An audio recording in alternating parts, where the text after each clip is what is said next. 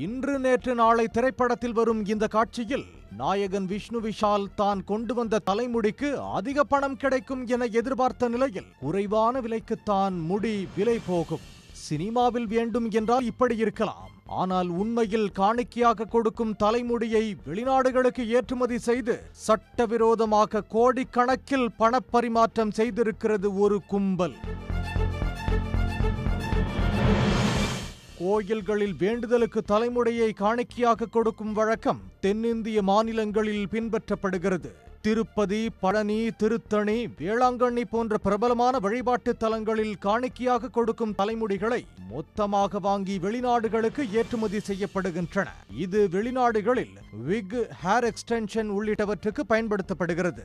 விக் மற்றும் எக்ஸ்டென்ஷன்கள் தயாரிக்க வெளிநாட்டு நிறுவனங்கள் பயன்படுத்தும் மனித தலைமுடியில் 85% இந்தியாவில் இருந்துதான் செல்வதாக கூறப்படுகிறது. இதற்கான தேவை அதிகரித்துள்ளதை பயன்படுத்தி சட்டவிரோதமாக தலைமுடிகளை வெளிநாடுகளுக்கு கடத்துவதும் அதன் மூலம் கோடிக்கணக்கில் சட்டவிரோத பணப்பரிமாற்றம் நடப்பதையும் அமலாக்கத்துறை கண்டுபிடித்தது. இது தொடர்பாக கடந்த 2022ஆம் ஆண்டு வழக்கு பதிவும் செய்யப்பட்டது. தலைமுடிகள் சட்டவிரோதமாக கண்டெய்னர் லாரிகளில் எடுத்துச் செல்லப்பட்டு மியான்மர், வங்கதேசம் மற்றும் நேபாளம் ஆகிய நாடுகள் வழியாக சீனாவை சென்றடைகின்றன. இதற்கு கவுஹாத்தி ஒரு மையமாக செயல்படுகிறது. பின்னர் சீனாவில் இருக்கக்கூடிய நிறுவனங்கள் இந்த முடியை பயன்படுத்தி விக் தயாரித்து பெரிய நிறுவனங்களுக்கு வழங்குகின்றன.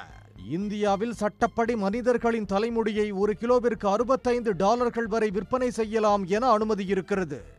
ஆனால் கடத்தல் கும்பல்களைச் சேர்ந்தவர்கள் ஒரு கிலோவை $100க்கு வாங்குகிறார்கள்.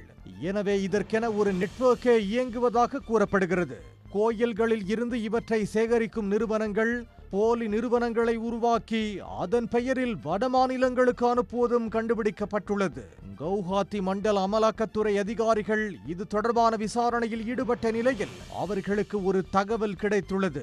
அதில் தலைமுடிகளை மொத்தமாக வாங்கி வெளிநாடுகளுக்கு ஏற்றுமதி செய்வது சென்னை கோடம்பாக்கத்தைச் சேர்ந்த வெங்கடேசன் என்பது தெரிய வந்தது. இதையடுத்து சென்னையில் அவருக்கு தொடர்புடைய இடங்களில் அமலாக்கத்துறை அதிகாரிகள் சோதனை நடத்தியுள்ளனர்.